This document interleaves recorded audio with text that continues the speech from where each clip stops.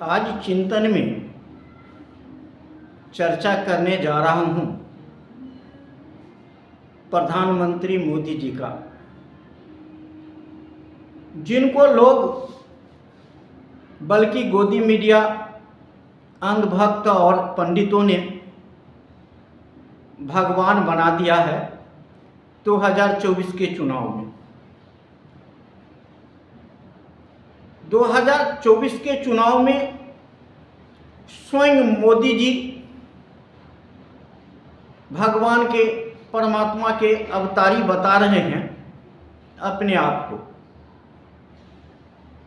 और इसके बदौलत 2024 का चुनाव जीतना चाहते हैं। यह देश के लिए बहुत बड़ा खतरा मोदी जी से दिखाई पड़ने लगा। हमें तो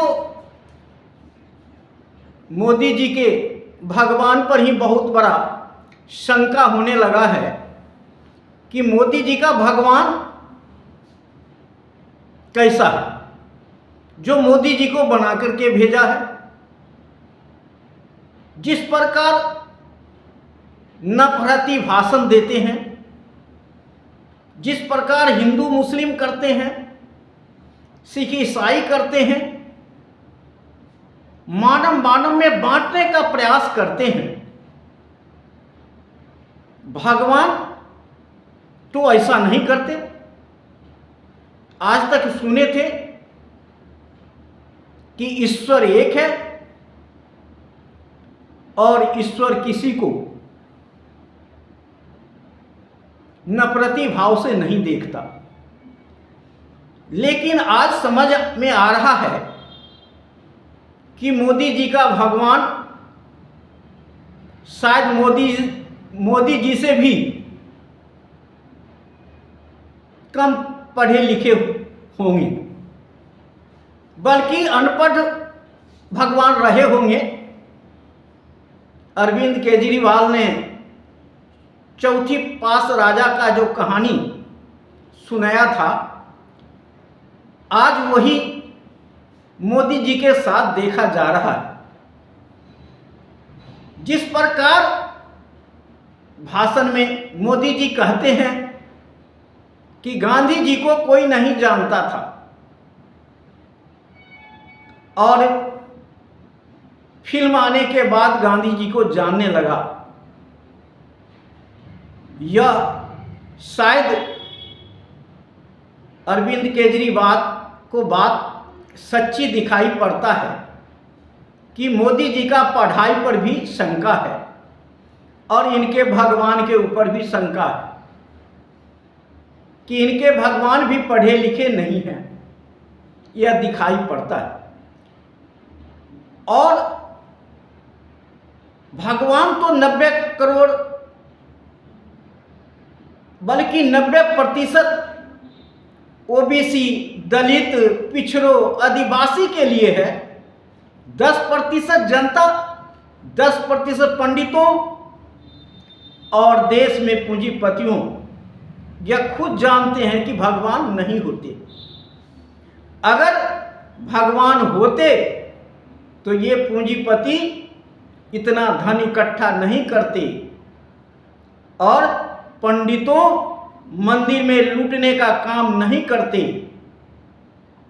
और ये लोग जानते हैं कि भगवान नहीं है, केवल 90% जनता को बरगलाने, फुसलाने और लूटने के लिए इन्होंने भगवान को बनाया है, और मोदी जी के तरह ही इनके सारे भगवान अनपढ़ रहा होगा, ऐसा दिखाई पड़ता है।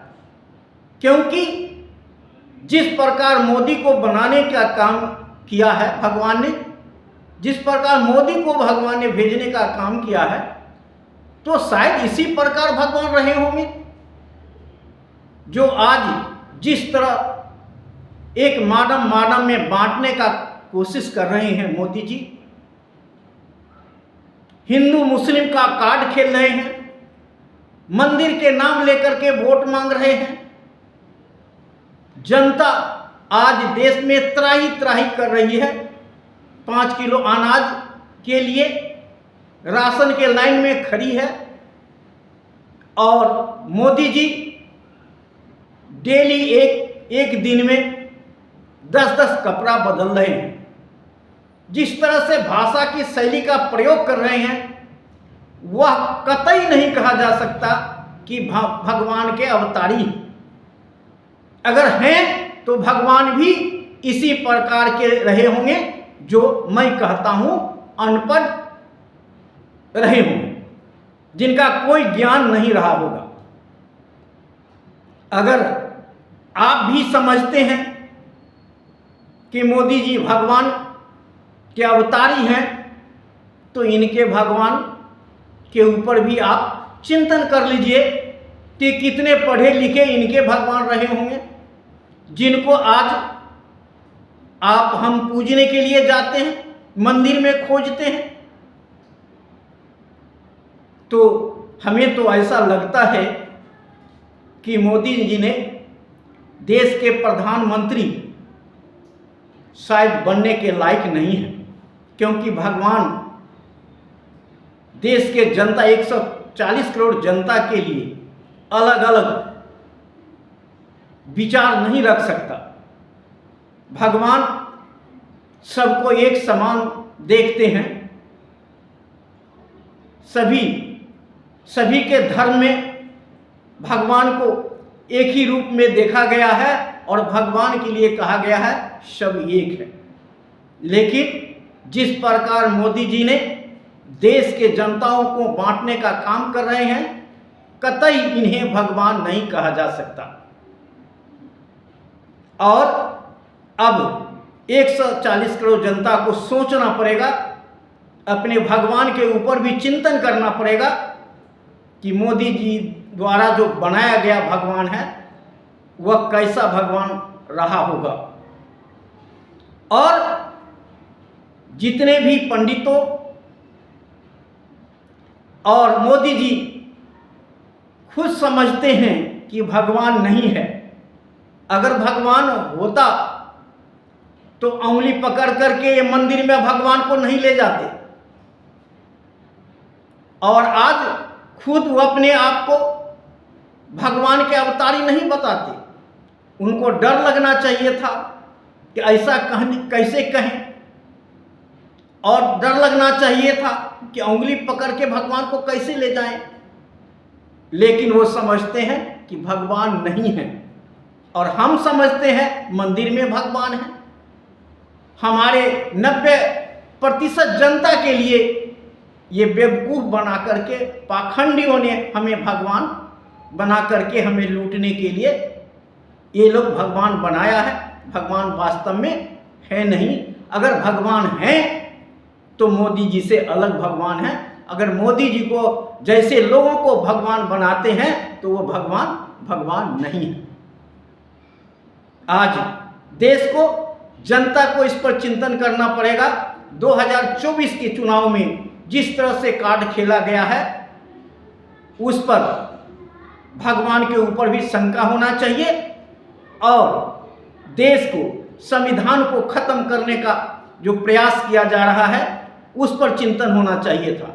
चाहे मोदी जी सरकार बना ले, लेकिन देश की जनता बर्दाश्त अब करने वाली नहीं है और आने वाला समय में जरूर कुछ नया होने वाला है, ऐसा संकेत दिखाई लगने लगा है।